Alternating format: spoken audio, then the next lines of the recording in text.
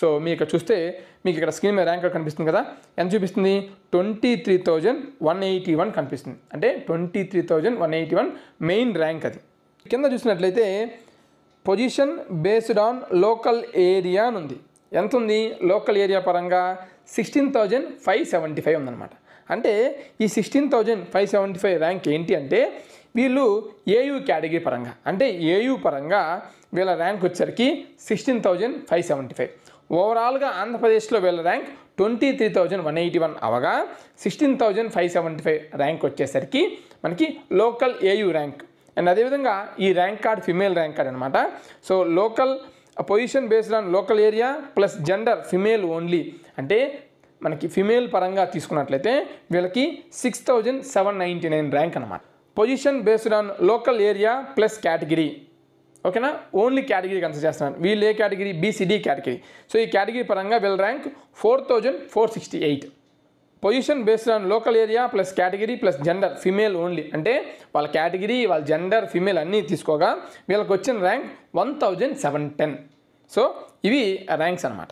So ముందుగా వీళ్ళకి వచ్చే డౌట్స్ ఏంటంటే 1,710 వచ్చింది కదా, నాకు విటీపీలో వస్తుందా, ఎస్ఆర్ఎంఈపీలో వస్తుందా? సో ఈ 1,710 అనేది ఓన్లీ మీకు సంబంధించిన local area category plus gender పరంగా వచ్చిన ర్యాంక్ అనమాట. సో మీకు వస్తుందా అంటే రాదు, ఓకేనా. మీరు కన్సిడర్ చేయాల్సింది మెయిన్ ర్యాంక్ 23,181 అనేది మెయిన్ ర్యాంక్. ఆ ర్యాంక్నే మీరు కన్సిడర్ చేయాలి. మరి ఎందుకు ఈ ర్యాంక్స్ ఇచ్చారు, ఈ ర్యాంక్స్ దేనికి అంటే మనం డిస్కస్ చేద్దాం.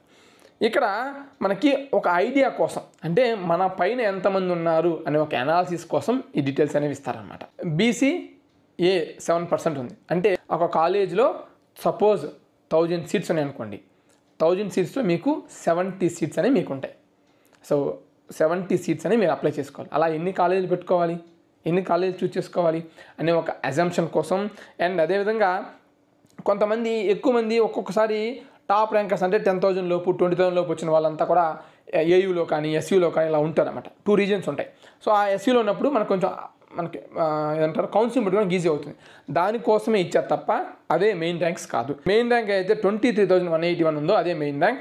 ఆ ర్యాంక్ను బేస్ చేసుకొని మీరు కట్ ఆఫ్ ర్యాంక్స్ చెక్ చేసుకోవచ్చు, ఎవరికి చెప్పాలనుకున్న ఆ ర్యాంక్కి. కాకపోతే మేము మెంటర్షిప్ ద్వారా తీసుకున్నప్పుడు ర్యాంక్ కార్డ్ అయ్యేదానికి దీన్ని బేస్ చేసుకొని కింద ఉన్న ఏరియాని బేస్ చేసుకొని కూడా మేము వెబ్ ఆప్షన్స్ అనేవి పెడుతూ ఉంటాం అన్నమాట.